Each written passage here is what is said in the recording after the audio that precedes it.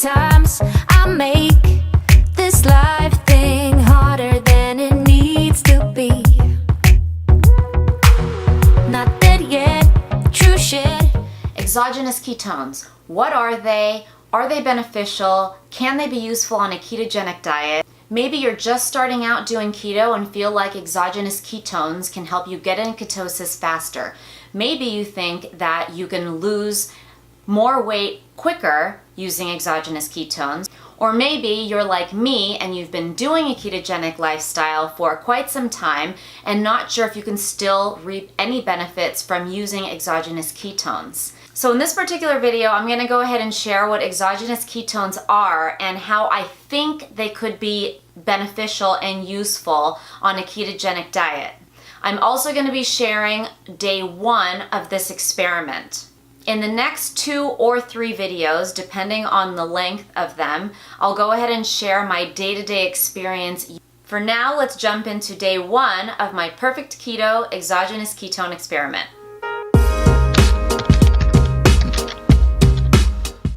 Hi friends, I am so excited and a little nervous to bring today's video to you, just because it's a video that I literally thought of doing just 5 or 10 minutes ago. So I have nothing to gain from doing or not doing this video at all. It is raw. I don't even know what exactly I'm going to be sharing, but I did think that it was going to be interesting for you to get an unbiased opinion on exogenous ketones. These came in the mail yesterday.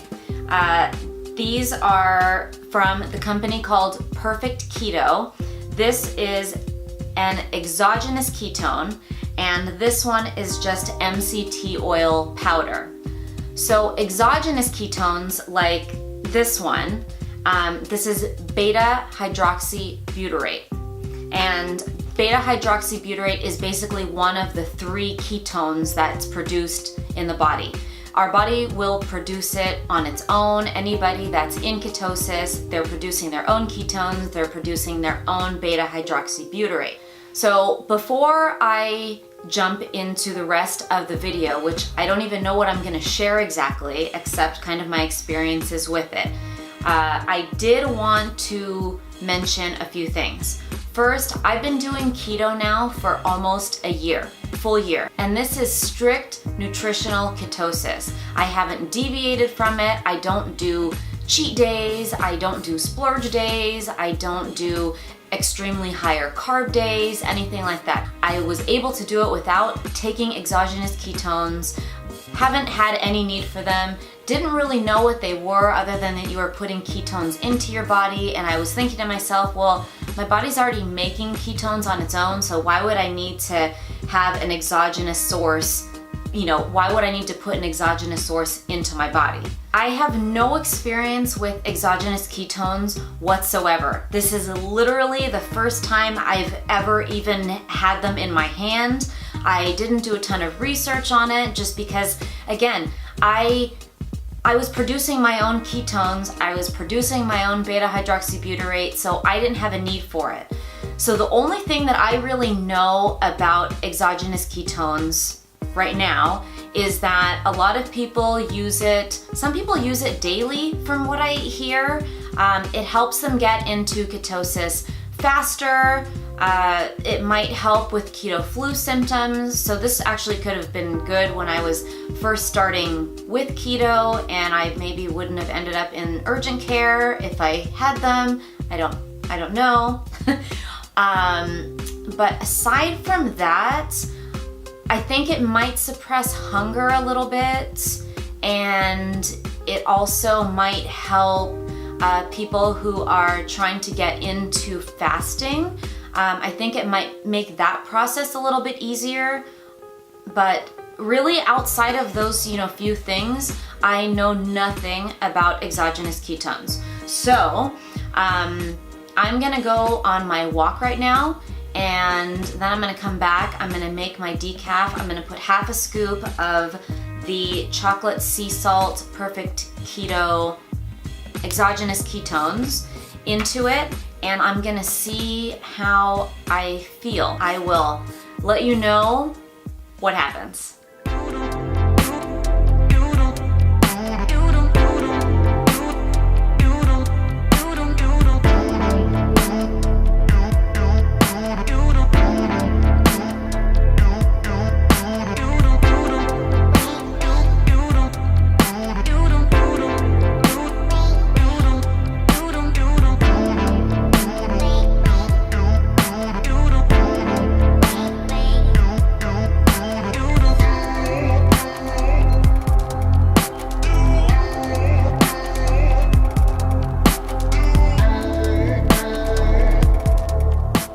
Alright guys, I have my decaf coffee blended with my normal mix of stuff and the Perfect Keto Exogenous Ketones. But before I go to town on this cup, I wanted to actually taste the ketones on its own, just to kind of have a frame of reference of how my coffee should taste. So, alright. I'm just gonna taste a little bit. So again, this is the chocolate sea salt. Okay, it's delicious, but you definitely taste more salt than you do chocolate. Again, I mean, you can't really tell from just that little bit, but it's delicious on its own.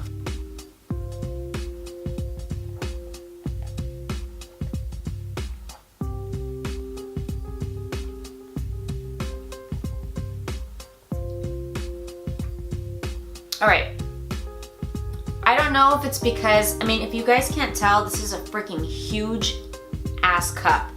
I mean, it's like literally like as big as my head. Anyway, so I actually have 2 cups of decaf coffee in this. So there's 16 ounces of the coffee.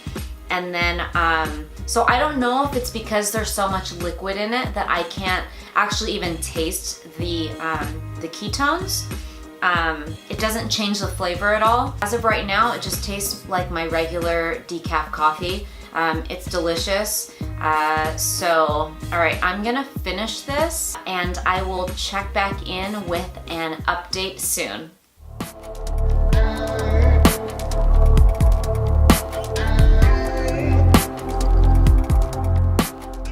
All right, so I'm back with a little update for you. It is about 1 p.m. I just got done with my client emails, my client plans, and finishing the 2 cups or 16 ounces of decaf that I blended with the exogenous ketones in it.